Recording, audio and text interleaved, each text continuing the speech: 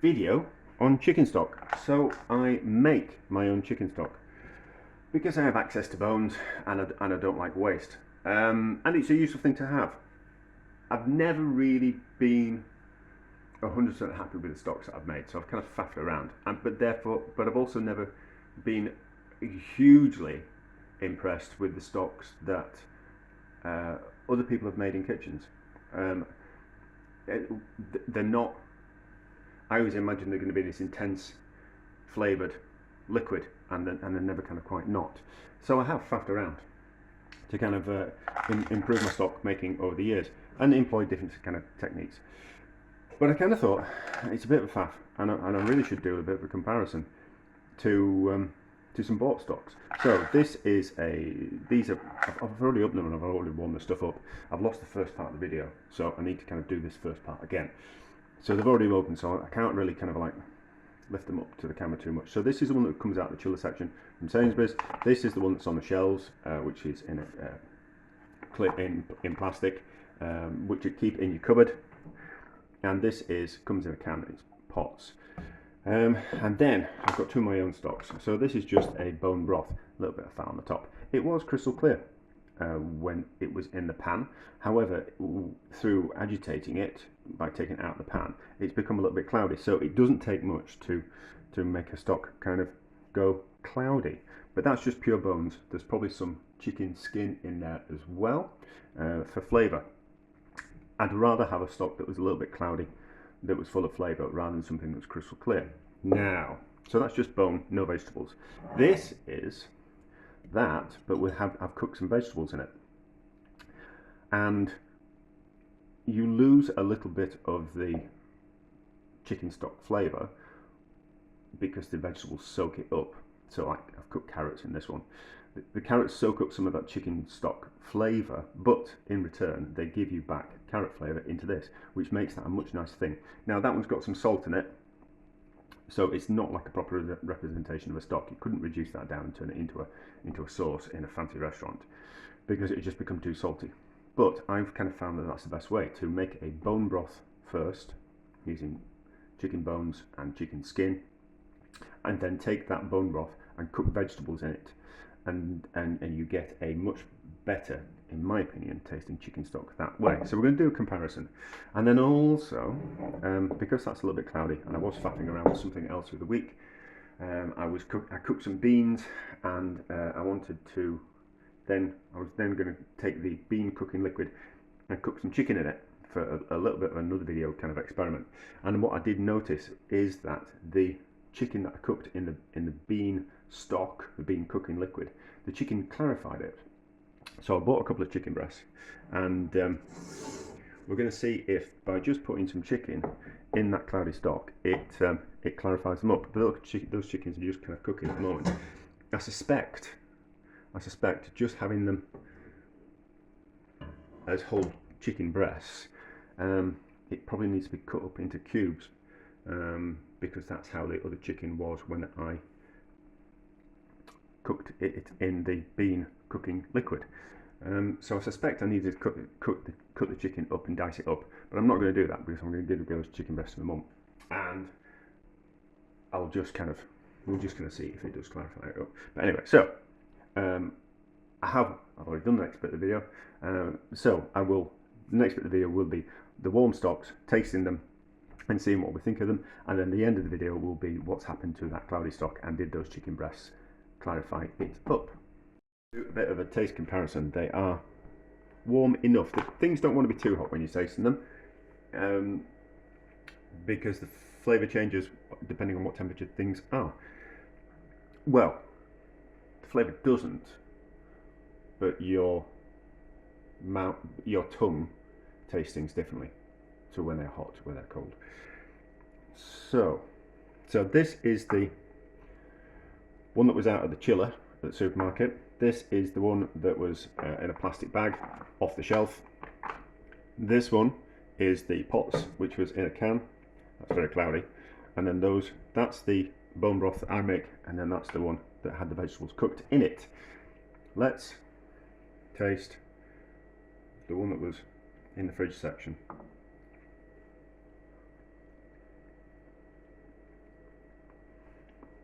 Tasty chicken, but there's not much flavour to that. A bit watery. That one tastes better. That one tastes better than that. I wonder why. I would have thought they all come from the same factory. But that one tastes better than that. And then the cloudy one. Now, cloudy because it's got fat in it. And there's some, you can see the fat on the top of it. Now, I worked in kitchens where stocks had to be crystal clear, which is fine. But I think a little bit of fat in a stock tends to make a stock taste warmer, in my humble opinion. And you get a richness to it, but that's down to the fat. But if there's going to be a little bit of fat in a stock, it's going to be cloudy, which is not what really fancy kitchens want. That's not really a stock. That tastes more like a chicken stock cube, does that? I don't know if that comes in a tin. It's designed to, well, a can. If it's designed to be like a drink. Take your food to the next level. That just tastes. They're all about £2 each of those bought ones, which is really expensive. That tastes like they've used chicken bouillon cubes to make a stock out of that, and then put in some fresh chicken stock. I haven't looked on the label. I'm not going to, but it's not. That's not how I imagine chicken stock should taste. These are, but they need to be more intense. So let's taste my homemade stock, which has cleared up a little bit, but it's still a little bit murky. Yeah, cheddar chicken, and because it's got that fat on the top of it, there's a more rounded flavour to it. There will be salt in those, so if I would put some salt in mine, it probably would taste a little bit better. So, and then this is the one this has got salt in it, because obviously I cooked the vegetables in this stock and added salt, so it will taste a lot nicer than the other ones. See, that one's lovely.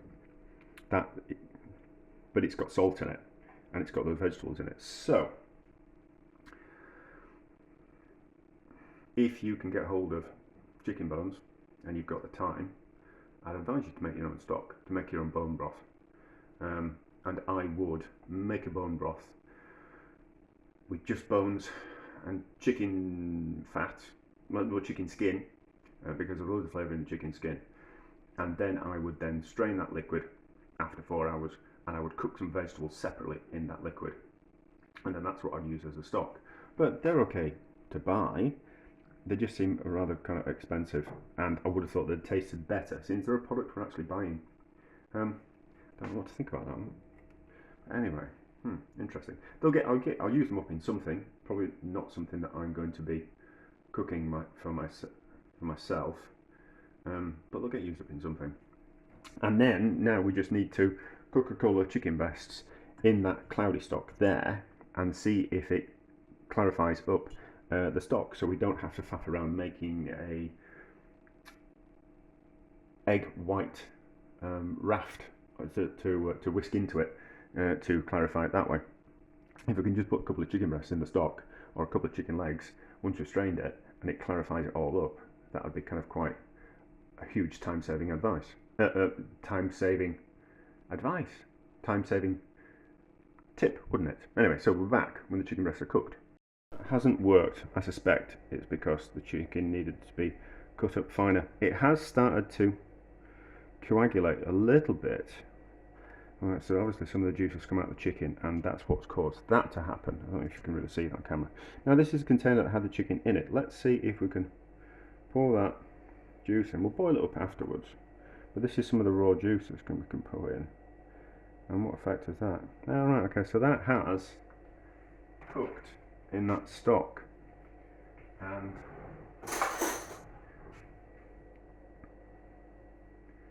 you can see it, well, I can just see it there, in that area there. And that's done that. It turned into that. So that's obviously some of the proteins that have come out of the chicken, which I suspect that's what's, when you cut the chicken up, that comes out of the chicken, that juice, is what was clarifying the stock. So that needs further investigation at some point in the future. Not this video, because this video was about bought stocks compared to homemade stocks. So, was it kind of a success? Yes, because we found something out, and that's always a success, isn't it? I've actually got some diced up chicken for another project, and I can sacrifice a little bit of it to see if this diced up chicken will clarify the stock any more than just a couple of chicken breasts. So I won't use it all. We'll put some of that juice in as well. That frozen liquid, the liquid that kind of came out of it when they defrosted it was defrosted chicken. So we'll just bring that up to the boil. I'll add a bit more. I'm going to use I'll use the chicken. It doesn't matter if the chicken's cooked with what I'm going to use it for. It either gets cooked in the dish or it gets cooked beforehand. It won't really matter. So we'll just do that, bring it up to the boil, cook the chicken, not until it's tender, just to see if it works. Now is slowly coming up to the boil, and let's call it the snotty stuff. The snotty stuff that comes out of the chicken as it cooks has started to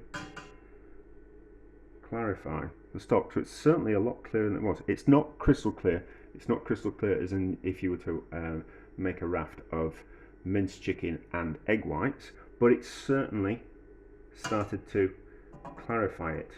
And if we put that through a muslin, through a cloth, through a fine cloth, it would certainly be a lot clearer. So that actually works, and I can see why now that we would mince the chicken and mix it in with the egg whites, because we need as much of the proteins to kind of come out of the chicken and the egg whites that combine with the stock and filter out the impurities. I'm probably not doing a very good job of explaining that, but it's these snotty bits are attracting the impurities and then holding onto them and stopping them from going back into the stock. Don't know what snotty bits are called. I'm sure I probably do. I'm sure I've been taught it, but that kind of works. So that's kind of interesting from my point of view, that it will clarify a stock. It's a waste. It seems like a waste of chicken, and that's what I always thought about clarifying stocks. I always thought that using some meat and some egg whites to clarify a stock, it seemed like a waste of money. But when you're dealing with high-end food, there is a lot of waste, and a lot of things you do. The amount of food waste that high-end food produces is quite unreal. One of my friends worked for one of the best chefs in the country, and he said you would not believe the amount of food that they threw away to get the results they wanted.